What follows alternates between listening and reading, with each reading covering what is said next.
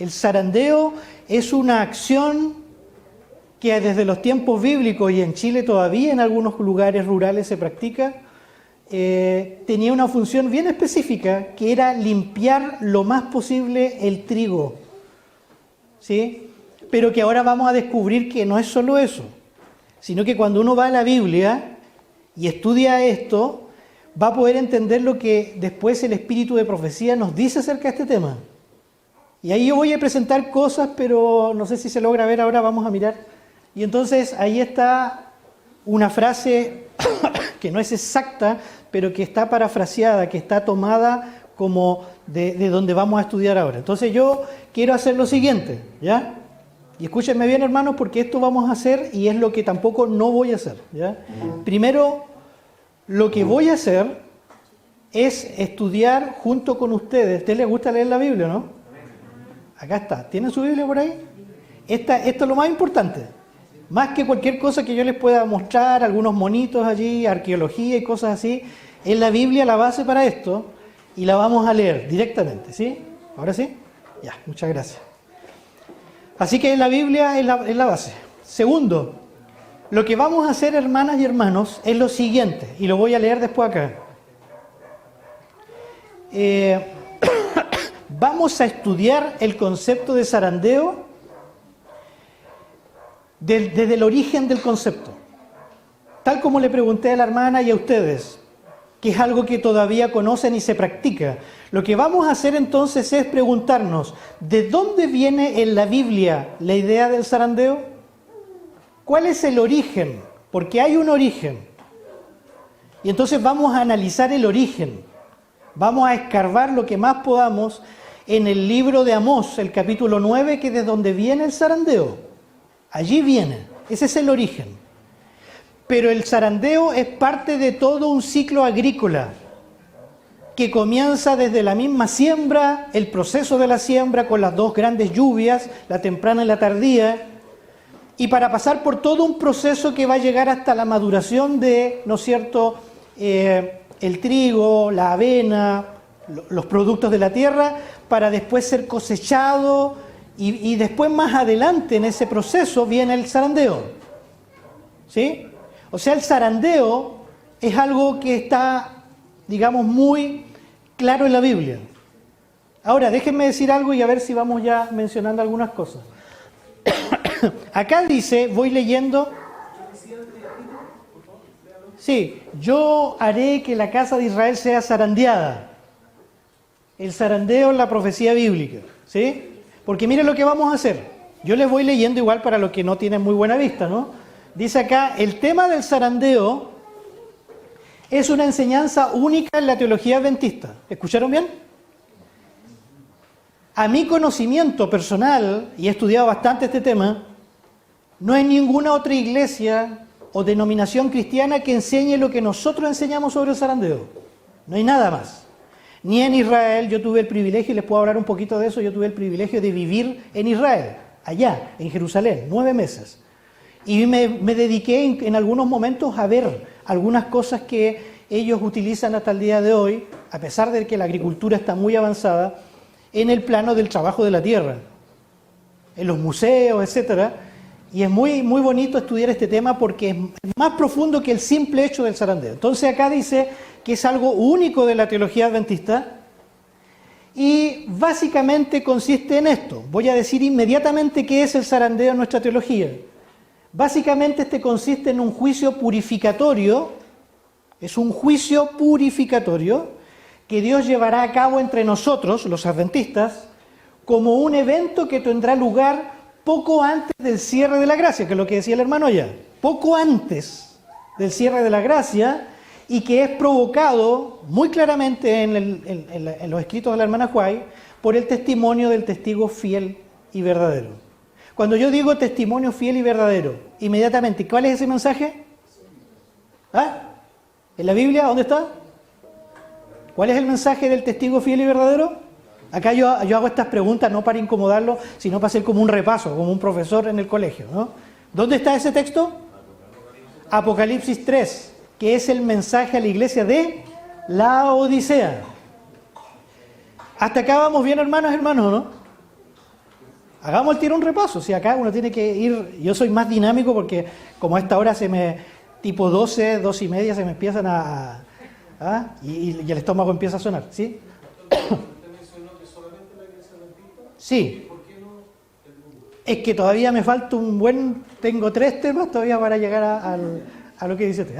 Ahí vamos a responder y de hecho, vengan en la tarde, hagan el esfuerzo, inviten gente, porque lo que yo quiero hacer, ahora no lo voy a hacer por un asunto introductorio y para ir al punto, ¿ya? Pero en la tarde yo quisiera dejar tiempo para que tengamos momentos de preguntas. Porque uno a veces queda colgado, como se dice, y dice, oye, estuvo bueno y todo, pero no entendí esto, y quedé con esta duda. La idea es que ustedes hagan preguntas, y yo igual les voy a hacer preguntas para dialogar entre nosotros. ¿Les parece, no? Y así salimos de algunas dudas, y si sale alguna otra pregunta relacionada a las profecías, le damos nomás, pues hay que aprovechar al predicador. Entonces, eso está acá. ¿Cuál es la famosa cita de esto? ¿Sí? La famosa cita de donde sale esto es la siguiente. Esto está en Primeros Escritos, página 270. En mi opinión, a pesar de que voy a mencionar hartas cosas, ¿no? Ahora vamos a enfocarnos solo en Amós, ¿ya? Esta es la introducción al tema. En la tarde vamos a ver este tema a la luz de los evangelios, el zarandeo en los evangelios, el zarandeo en Apocalipsis, también lo vamos a analizar porque está en Apocalipsis, y también en los escritos de Elena de White. Cuando hablemos de los escritos de Elena White, que seguramente ustedes conocen también del tema, vamos a avanzar un poquito más. Hay una tesis de doctorado que hizo un pastor brasileño el 2008. Yo les puedo pasar esa tesis sin problema en PDF. Claro que está en portugués, sí, pero no es tan difícil de leerla. Y el que quiera estudiar más por sí mismo el tema, ese pastor hizo un tema completo en una tesis de doctorado sobre el zarandeo en los escritos de la hermana White. Yo en la tarde les voy a hacer el resumen, así que si quiere venga y no tiene que leerse la tesis, ¿no? Y le voy a hacer el resumen de lo que él llegó. Él llegó a alcanzar por lo menos 60 causas de por qué Dios va a provocar un zarandeo entre su iglesia. Yo les voy a mostrar las 60, sí, en la lista, pero vamos a tratar de darle un orden a eso y sacar algunas ideas súper prácticas para la vida de la iglesia y la vida personal, ¿sí? Pero eso lo vamos a hacer en la tarde, le estoy dando unos tips para que vengan.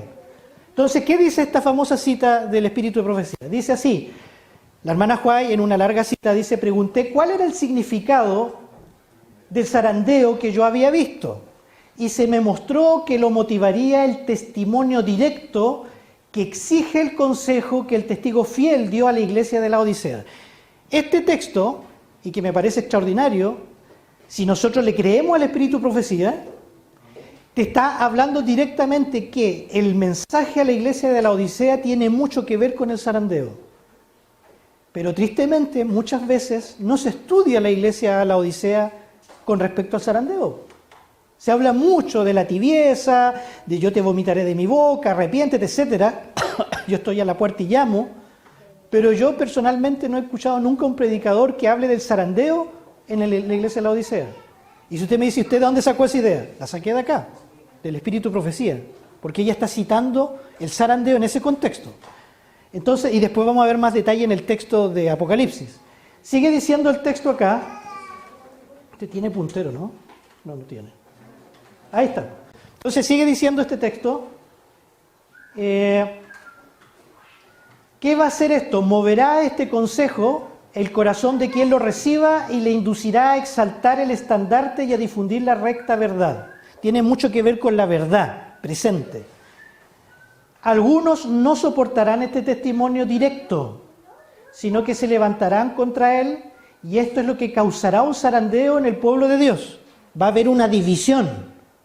¿Producto de qué? Del mensaje directo del testigo fiel y verdadero a la iglesia de la Odisea. Por eso que hay que ser expertos en leer ese mensaje. Eso es un mensaje para nosotros como iglesia.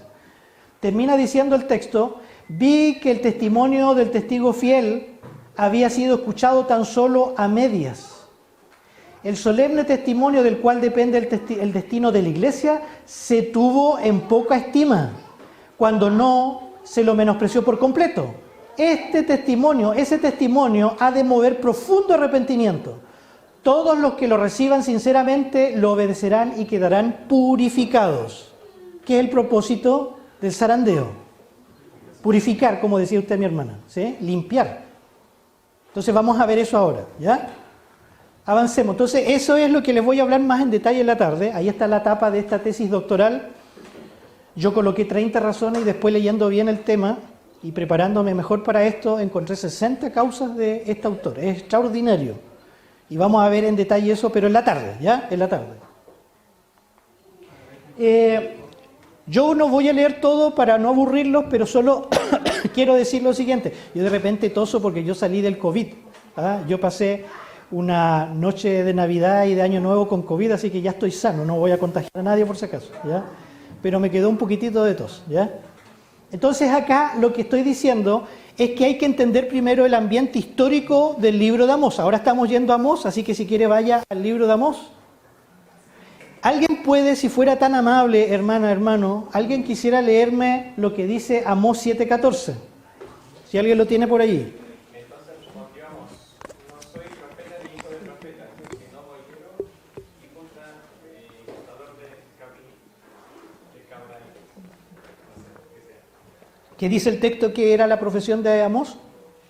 Bullero y recogía higos silvestres. Ok. Le pregunto, ¿eso significa que él conocía el trabajo de la tierra? Trabajaba en la ganadería. También, tiene que ver, porque acuérdense que en el antiguo Israel, la base del trabajo, digamos, de Israel era la agricultura y la ganadería. De hecho, ustedes esto lo ven ya desde los orígenes de la humanidad con Caín y Abel. ¿Quién era Abel? ¿Qué hacía Abel? Era ganadero. Y Caín, agricultor. Están las ideas siempre allí y ustedes van a darse cuenta que todas las fiestas religiosas de Israel están vinculadas a la ganadería, a la ganadería en parte, pero especialmente a la agricultura, ¿sí? Los sacrificios que se hacían tenían que depender de los animales domésticos, ¿no? Entonces, lo que estamos diciendo es que un principio clave para entender a Amós y muchos de los profetas es que ellos van a usar ese stock de imágenes del campo. Es muy común que hagan eso, ¿sí? Y yo les voy a dar algunos ejemplos. Vamos a ir leyendo el texto bíblico, sí. Esto que suena raro, extraño, se resume de la siguiente manera. Otro punto importante acá, y acá vamos a ver un poquito el hebreo, ¿ya? No para humillar a nadie, todo lo contrario, sino para aprender algunas cositas que son lindas en el hebreo y que a veces uno las salta, ¿no? Amós y muchos de los grandes profetas de la Biblia usaban recursos poéticos, ¿sí? Usaban el lenguaje muy bien, inspirados por Dios, pero el recipiente humano usaba el lenguaje poético en las profecías, es decir, los profetas como Daniel, por ejemplo, usan poesía con un propósito muy claro, que es no solo embellecer el texto, sino poder transmitir las verdades de manera más contundente, ¿sí? Y voy a darles un ejemplo enseguida en el mismo Amós.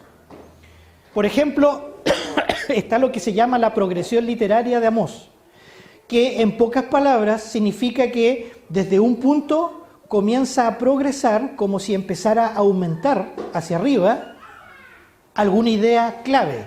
Veamos un ejemplo de eso. Si nosotros leemos, por tiempo no lo vamos a hacer, pero si usted leyera en su casa Amós 1:1 hasta el capítulo 2, versículo 3, hay una cosa que en italiano se llama increscendo, ¿no? En música también, acá hay músicos, saben eso, que significa que comienza el profeta hablando de los pecados de las naciones, con un refrán, por ejemplo. 3 pecados han hecho ustedes y un cuarto también. Y si ustedes van leyendo todos estos 2 primeros capítulos, repite constantemente, y ustedes, Asiria, 3 pecados y un cuarto. Pero si uno pusiera más atención, se daría cuenta que cuando llega hasta el capítulo 2, versículo 3, los pecados van creciendo en intensidad, en gravedad, porque son pecados de guerra, son pecados violentos, contra el pueblo de Dios y las demás naciones. Pero la forma en que Amós, el profeta, escribe estos oráculos es en forma de increscendo, va cada vez aumentando más, cada vez más, como hacia un clímax, ¿sí? ¿Y por qué es importante esto para nuestro tema? Porque no es casualidad que el capítulo 9 es el clímax o la corona de todo el libro. Y eso no es casualidad. Todos los estudiosos dicen eso, ¿no? Es como que va aumentando, aumentando, aumentando, pero el juicio final está justo donde aparece el zarandeo. Y eso no es casualidad. Veamos otro ejemplo, miren, muy bonito. Ahí está los que les gusta estudiar. Yo siempre uso mucha bibliografía porque como soy profesor, y eso después se los puedo hacer llegar también. Entonces, hay un juego de palabras en Amós, y yo creo que esto les va a gustar, es muy bonito. No pido que se lo memoricen, pero yo creo que les va a gustar. Cuando uno dice un juego de palabras, a ver, no quiero que nos desordenemos como iglesia, pero solo les motivo a que piensen. Yo sé que hay gente que acá está muy vinculado al campo, viven en un lugar rural. ¿Han notado ustedes con la gente ya de más edad? La gente campechina, como se dice campesina, que le gusta cantar, ¿no es cierto?, todavía algunos cantos tradicionales. Algunas personas de más edad les gusta hacer cuentos, ¿no es cierto? No sé si ha escuchado ustedes seguramente. Y es interesante que, por ejemplo, por citar un ejemplo muy conocido, Violeta Parra, cuando ella componía mucha de su música, ella por mucho tiempo hizo recorridos largos por el campo, recolectando estos cantos tradicionales propios de la tierra, del campesinado y de todo esto, pero esos cantos son muy poéticos, riman, casi como si fueran, ¿cómo le llaman? Como adivinanzas, ¿no? Tiene otro nombre que en este momento se me olvidó, pero que suenan rimando. Y esa rima tiene un propósito didáctico de enseñar a los niños y a las futuras generaciones, etcétera, etcétera, etcétera. O sea, lo que estoy diciendo es que esto que pasa en Amós no es algo ajeno a nuestro país. Y de hecho, yo creo también personalmente que quizás la mayor riqueza que tiene nuestro país, vamos a decir, no hay ni un adventista bombero acá, ¿no es cierto? Que se va a las 12. Yo podría decir que Chile tiene dos grandes riquezas, seguramente más también. Una es la naturaleza, ¿no es cierto?, que tenemos, eso lo dicen la gente de afuera, y otro es la poesía. Y acá no vamos a ponernos a hablar de poesía, vamos a hablar de poesía bíblica. Pero para uno manejar mejor el lenguaje en todo nivel, el máximo nivel del lenguaje de significación y de arte es la poesía. La mejor música de mejor calidad es la que tiene poesía, ¿no? Aunque podríamos discutir después de eso. Entonces, Amós, miren lo que hace en este juego de palabras. Juega con las palabras, acuérdense, con el propósito de darnos una verdad mucho más contundente y clara. Hay un ejemplo, ¿puede alguien leer? Yo no puse el texto, pero está en Amós 8. ¿Puede alguien leer Amós 8, 1 y 2, por favor?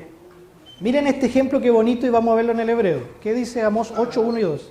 Así me ha mostrado Yahweh, el Señor, he aquí un canastillo de fruta de verano. El 1 y 2. Y dijo, ¿qué ves, Amós? Y respondí, un canastillo de fruta de verano. Y me dijo Yahweh, ha venido el fin sobre mi pueblo Israel. No lo toleraré más. Ahí está, muchas gracias. ¿Qué le dice Amós? ¿Qué vio? ¿Qué le dice Dios a Amós? ¿Qué vio? ¿Un canastillo de qué? De fruta de verano. ¿Qué se imaginan ustedes? ¿Qué tipo de fruta? ¿En qué estado estaba? Si es fruta de verano, ustedes que son expertos en estas cosas, ¿qué es fruta de verano? ¿Ah? Madura. ¿Cuándo sale la fruta la más rica acá en este tiempo por estos lados? ¿Qué mes? Ahora, justo ahora lo que está diciendo Amós. Pero, obviamente, si es fruta de verano, es el último paso para ya ser consumida. O sea, ya pasó por todo el proceso agrícola que hemos estado hablando y está en la última, es solo llegar y comerla.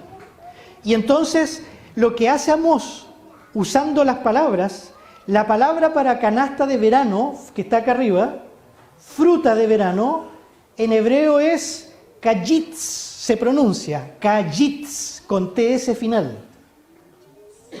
A-I, no está usando esas dos vocales, kajitz, pero la palabra fin, que es la que usted leyó, está acá. ¿Dónde está? Esta, que está con un artículo ahí definido. El fin, bien particular. Eso se lee haketz. Haketz. Solo el sonido, voy a repetirlo de nuevo. Dice aquí, kajitz, Haketz, Kayitz, Haketz. Pregunto, ¿suena parecido, no? Sí, de hecho en el hebreo tiene la misma raíz verbal, la misma, es la misma. Y entonces uno se pregunta, ¿y qué tiene que ver esto con el zarandeo? Dice. Tiene mucho que ver porque lo que está haciendo, y si usted lee el párrafo ahí, la explicación, lo que está haciendo es, a través de la imagen de la canasta de verano, está vinculando, mira eso Amós, y ahora háblale al pueblo porque el fin, así como ha llegado el fin de esta fruta y después se pudre, así ha llegado el fin sobre mi pueblo ahora. Y de hecho después iba a ser destruida Samaria y el reino del norte, en el 722 a.C. Entonces, ¿pero qué está haciendo Dios a través del profeta usando una imagen que es muy común para ellos? Todos, como ustedes saben, me dijeron, está la fruta del verano la mejor en este tiempo.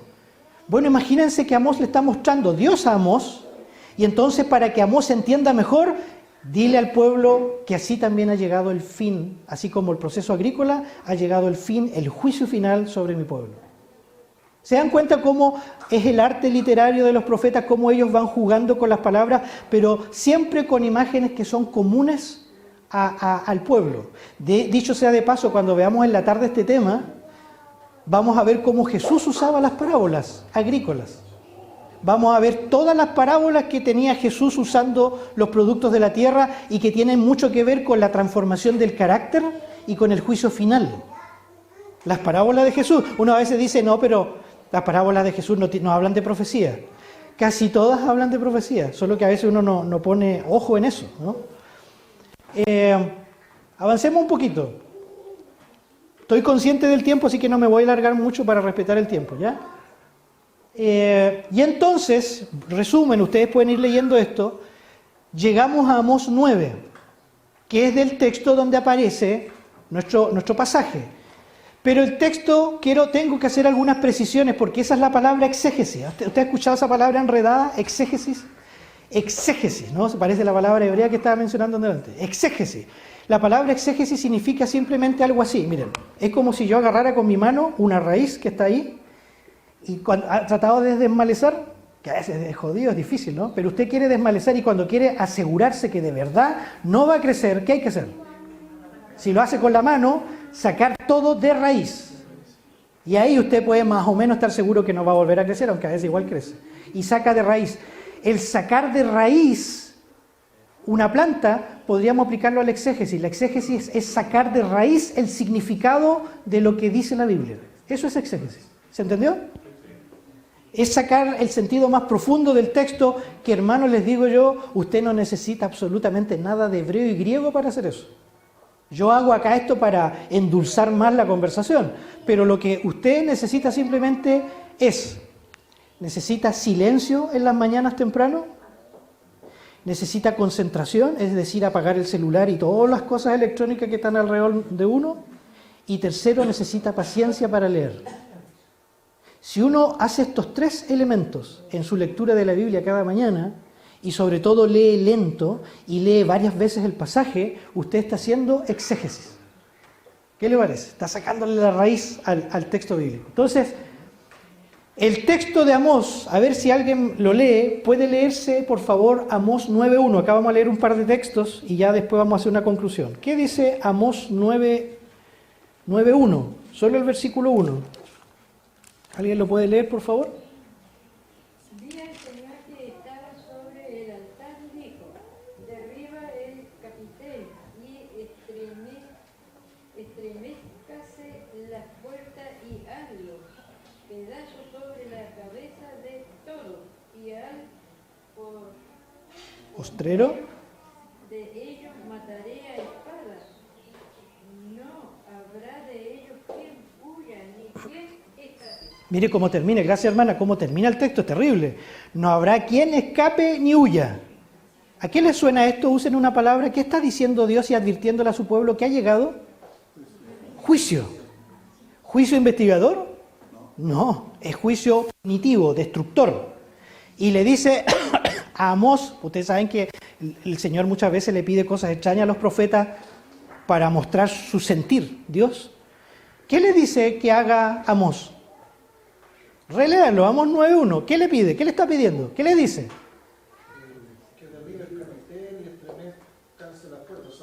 Si yo voy ahí a la puerta ahí, de la iglesia, ¿cuál es el capitel? Ahí en la puerta. El de arriba. Ajá. El de arriba, sí. Ok. Y el marco, digamos, y lo otro que le pide que destruya. Las puertas. Las puertas. ¿Se imagina haciendo pedazos ahí arriba y destruyendo las puertas de la iglesia? Y esas cosas haz los pedazos sobre la cabeza de todos. Dios le está pidiendo una cosa así al profeta. Por eso le digo, cuando uno lee detenidamente, dice, ¿qué le está pidiendo Dios? Acuérdense que muchas veces Dios pide al profeta que haga algo de cómo Dios mismo se siente.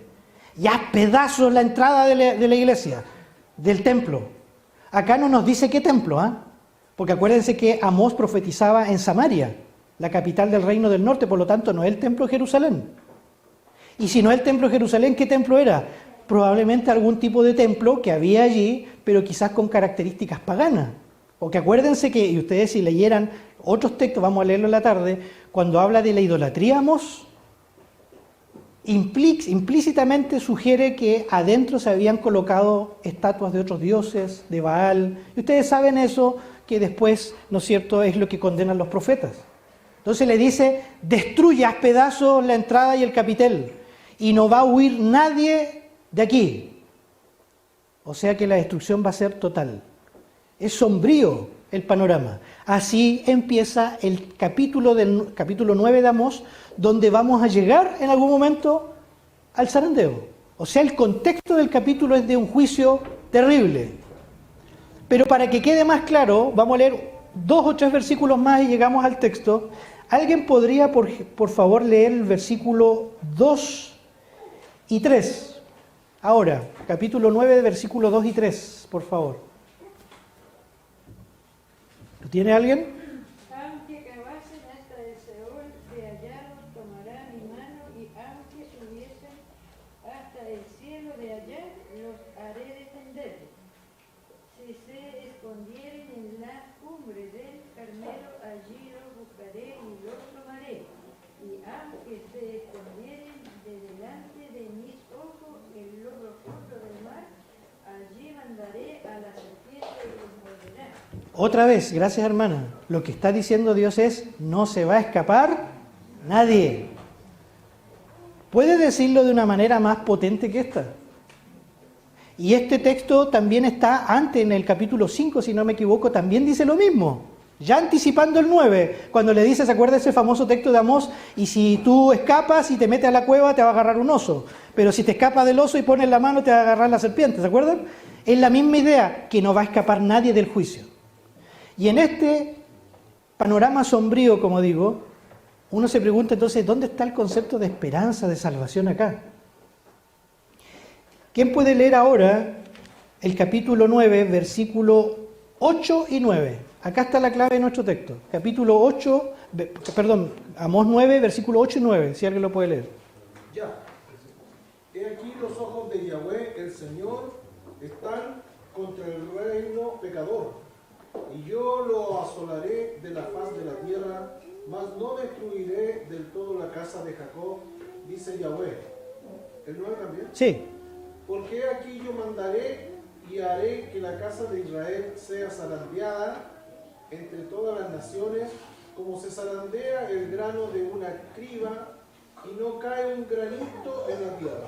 Ahí está. Es el texto, que acá está, incluso lo puse en hebreo. No lo vamos a analizar ahora, sí, pero eso es exégesis, hay que ir al original. Y ahí está el famoso texto, que dice varias cosas que vamos a analizar ahora rápidamente y terminamos. Pero ¿alguien puede volver a releer la última parte del versículo 8? Dice, acuérdense que acá nadie se va a escapar, y lo repite a lo largo del capítulo. Aunque te vayas al Sheol, aunque te vayas al cielo, aunque te vayas al Carmelo, de ahí te voy a agarrar y vas a morir. Pero de repente dice al final del capítulo, del versículo 8, ¿qué dice? Dice lo siguiente: ¿Sí? Mas no destruiré de todo la casa de Jacob. Ahí está. No los voy a destruir del todo. Es la primera vez. Ha venido hablando solo de destrucción. Hermanos, una palabra súper importante para la iglesia adventista está implicada acá. ¿Cuál es? Que va a quedar un remanente.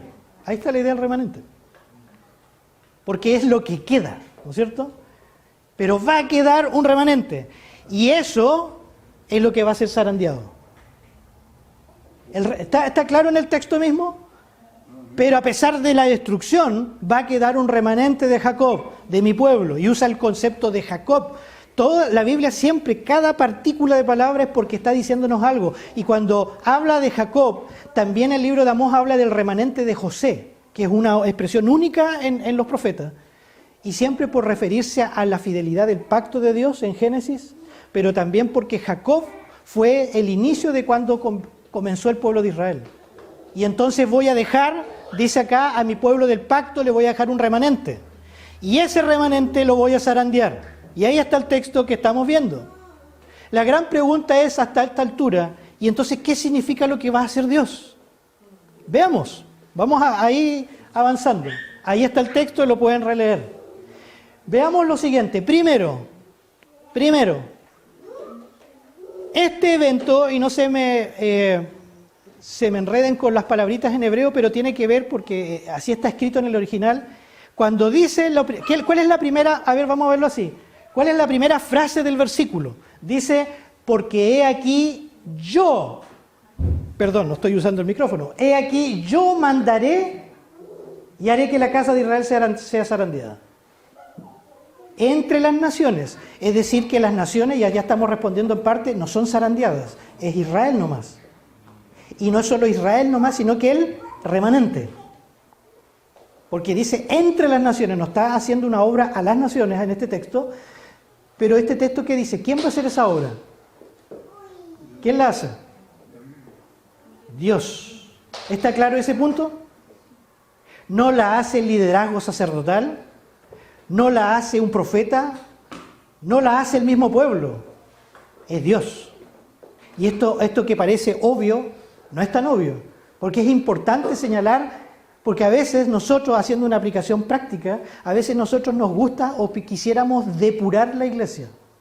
No, pero es que este hermano es así, no es que esta hermana acá, hay que hacer esto en la iglesia. Sí, uno puede tomar decisiones a nivel de junta o a nivel personal, pero recuerden, el que purifica la iglesia es Dios. Él la limpia. Y vamos a ver después en la tarde las citas tremendas de la hermana Huay, cuando ella especifica cómo va a purificar y qué va a purificar. Lo dice así con detalle. Este grupo de personas, y este, y este, y este. Hay que venir en la tarde, pues hermano, para conocer eso. Acá solo estamos dando el origen del concepto y la base para interpretar este tema. Entonces dice acá muy claramente, he aquí yo. En el hebreo es más bonito porque se usan dos formas verbales. Primero se usa la forma piel. Una forma piel es como está, digamos, no conjugado el verbo, pero tiene que ver con la forma verbal. Hay 7 formas verbales,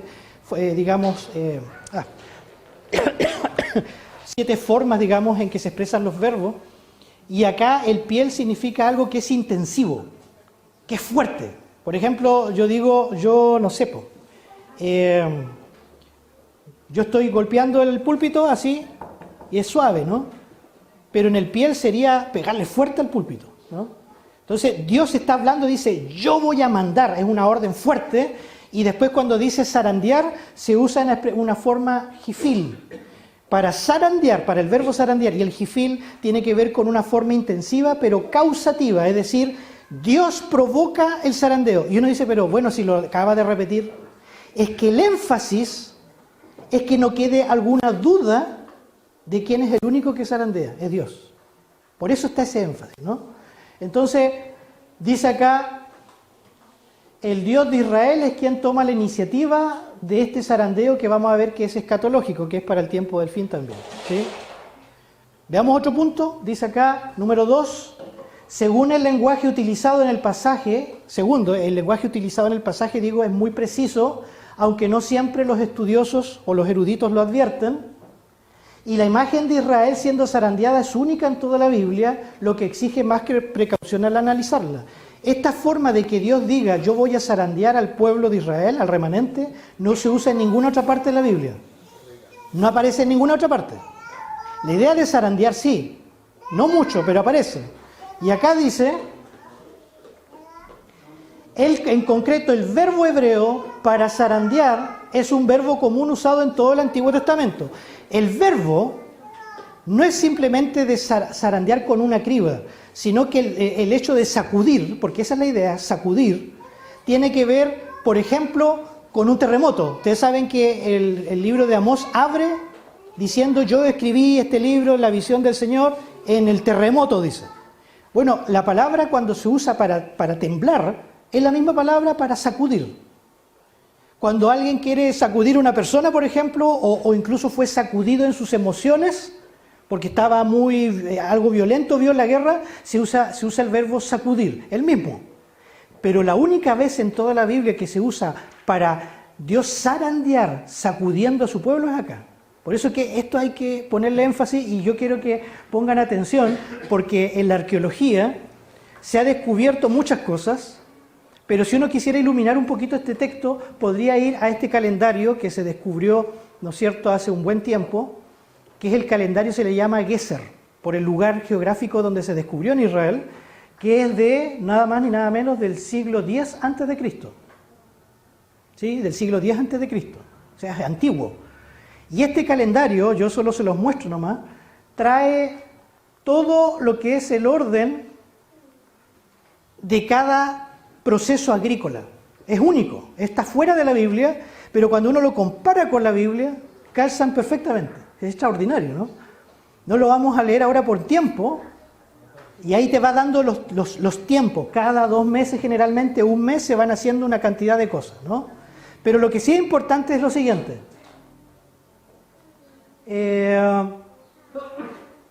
Hay que distinguir en el texto el zarandeo del aventamiento. ¿Han escuchado aventamiento qué es? A ver, de nuevo, ayúdenme, ¿qué es el aventamiento? Obviamente cuando ya se ha hecho la cosecha, se ha hecho la trilla, que espero mostrarles en la tarde cómo se hacía eso, es bien bonito, se aplastó el grano, y de ahí ¿qué viene? ¿Ah? Ahí ustedes ya saben, ¿ves que saben? Ustedes saben mucho más que yo. Veamos acá, miren. Esa es una foto mala, de mala calidad, pero la saqué porque es de la antigua Palestina, entre los años 1945-47, para que vean que es de allá, ¿no? Y no es muy distinto de cómo, incluso yo creo, en ciertos lugares tradicionales de Chile todavía se hace, ¿no? El aventamiento es levantar el grano que ya se ha pisado, ya se ha trillado en la era, y entonces se levanta. Pero ahora le voy a enseñar una cosa importante. Siempre y cuando haya viento. Es que a eso va. Por eso se llama aventamiento, porque tiene que ver con el viento. Acá hay una imagen de mejor calidad, ¿la ven? Mire, le voy a decir una cosa. Pero el aventamiento en Israel, y yo puedo dar testimonio de eso porque yo no lo vi, pero sé del viento que iba allá, que había en Jerusalén, la lluvia. Tuve testimonio, un momento muy lindo de ver la lluvia temprana y la tardía, como es allá. Es lluvia, como en cualquier lugar, pero tiene algunas particularidades con respecto a la tierra. Y el aventamiento significa lo siguiente. Es, como le decía, tratar de limpiar una primera limpieza del trigo, pero se hace, como bien dice la hermana, durante las horas del atardecer y en la noche. Cuando todavía queda un poco de luz, que estos fenómenos del viento también se dan por acá, ¿eh? Pero allá hay un viento que tiene, hasta el viento, ciertos tipos de viento, como en Chile, tienen nombres allá también, en hebreo. Y ese viento, que solo se da en esa hora, del atardecer a anochecer, es más suave, ¿no? Es más suave. ¿Se acuerdan cuando, me estoy acordando de memoria, cuando Jesús se encuentra con Nicodemo de noche, y Jesús le habla de que el espíritu es como el viento, que sopla? Probablemente él se está refiriendo a ese viento, porque está de noche, ¿no? Es un viento suave, no es un viento, porque ¿qué pasa si el viento es muy fuerte, hermana? ¿Qué pasa si el viento es muy fuerte? Se va el trigo y se va todo, ¿no? Tiene que ser un viento especial. Y yo a veces he pensado, aunque no lo he estudiado a fondo, que no puede ser casualidad que sea justo el anochecer. Es como que está diciendo algo allí, y entonces allí está el proceso. Lo que estoy queriendo aclarar es que el zarandeo es distinto al aventamiento. No es lo mismo. Tienen funciones especiales muy parecidas, pero el zarandeo viene poco después de esto. No siempre se hace el zarandeo también en Israel. Y esta cita es larga, pero es importante, ¿ya? La voy a poner, ahí está la bibliografía. La voy a leer porque es muy clave para nuestro tema y ya voy a hacer una conclusión. Dice acá, el proceso del grano cosechado incluía desmenuzar los tallos en la era, donde se pasaban con el animal y digamos la tabla, que después se las voy a mostrar, en la era con un trillo para aventarlo. Y ahí están los textos, donde aparece también la idea de aventamiento. Y finalmente usar una criba o un arnero, la misma palabra, para separar los granos del trigo de pequeñas piedras y otras impurezas. El arnero o la criba, que se menciona aquí, que baraj en hebreo, tiene agujeros grandes y funciona mejor cuando se lo mueve lateralmente con movimientos circulares, así como de costado. Funciona. Ahí les voy a mostrar la imagen. Y dice, esto por lo general hace que las impurezas se desplacen hacia los costados y permite que los granos caigan al suelo de donde se los puede recoger. Y ahí se te cita un texto apócrifo. Literalmente dice acá, el hebreo solo dice cómo se zarandea en una criba y no cae guijarro a tierra. Y esa palabrita guijarro también se puede traducir como piedrecilla, ¿no? Ahora, ¿qué es esto? Es eso. Eso es más o menos casi exacto lo que está diciendo el texto. Tiene que ser de lado. Es un sedazo. También se usa la palabra sedazo a veces como sinónimo de este tipo de zarandeo, ¿no? Ahí están los instrumentos y tenía que hacerse este proceso, ¿no? Zarandeo con una criba. De hecho, la palabra criba que se usa allí en el hebreo también es única, no aparece en ninguna parte de la Biblia, solo allí. Pero como se parece a otras palabras, se cree que puede haber sido una criba metálica. Y hay todo un estudio, ustedes se dan cuenta de la profundidad de la Biblia y solo estamos leyendo un versículo, imagínense, ¿no? Así que, casi en manera de conclusión, diríamos lo siguiente, esto ya como para ir cerrando, dice, en este sentido el motivo de un remanente resulta crucial, ya lo vimos en el texto, el remanente. Por último, el acontecimiento contiene todos los elementos para ser interpretado como un evento de un juicio futuro. De hecho, si leyéramos más Amós, los textos finales del libro, habla de que Dios, en este contexto del día de Jehová, porque es el contexto también, Dios va a levantar el tabernáculo caído de David, dice. Otra expresión única. ¿Ustedes se acuerdan que David haya levantado un tabernáculo? Pero no el tabernáculo. No aparece en ninguna parte. Y uno dice, ¿pero qué está hablando Amós? Porque son expresiones únicas de una cuestión futura. De hecho, la palabra tabernáculo que se usa allí tiene que ver con las cabañas, la misma palabra de la fiesta de las cabañas. Bueno, y entonces dice acá, puede ser interpretado como un evento de un juicio futuro, escatológico, un juicio purificatorio al interior del pueblo de Dios solamente, según este texto de Amós. Sigue diciendo el texto, esto es remarcado por la naturaleza progresiva de todo el libro de Amós, caminando hacia un clímax en su visión final, y también porque el zarandeo está entretejido con las escenas del gran día de Jehová, ¿sí? Ahí ya estamos. Así que una conclusión provisional sería la siguiente. Como una breve conclusión provisional, y a la luz de Amós 5, que después tendríamos que leerlo en casa, es la justicia de Dios, la verdadera, dice acá, piedad y sus motivaciones, antes que el frío formalismo ritual e institucional, lo que Dios anhela desarrollar entre su pueblo remanente, una realidad similar anunciada por los profetas y también en la apocalíptica bíblica. ¿Qué quiero decir con estas palabras? Amós dice y critica muy fuerte la parte social, el abuso de los poderosos sobre los ricos. ¿Se acuerdan cuando dice esa palabra terrible? Vacas de Basán, ¿se acuerdan? Los trata muy mal a los ricos, a los poderosos, que ellos hacen sus casas, ¿no es cierto?, en lugares con camas artesonadas de madera fina. Critica el frío formalismo de los sacerdotes. Amós 5 dice, estoy cansado de vuestros salterios, cantos, no quiero escuchar nada, no quiero más sacrificios, dice el Señor. Y en ese texto dice, porque yo quiero que la justicia y el juicio corran como un río. ¿Qué es lo que siempre Dios ha querido? No es que está criticando el santuario y el culto, como vimos al principio de Amós cuando le dice destruye el capital. No es el problema el santuario en sí, sino la motivación de por qué tú haces las cosas para el Señor.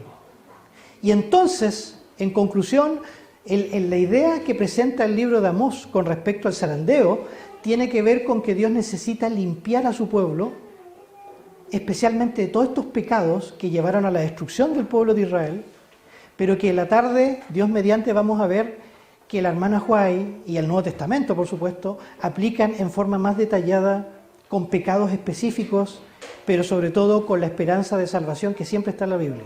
O sea, finalmente, para englobar la idea, el zarandeo tiene un propósito de salvación, de rescatar y refinar lo mejor del pueblo de Dios para ser ciudadanos del reino de los cielos.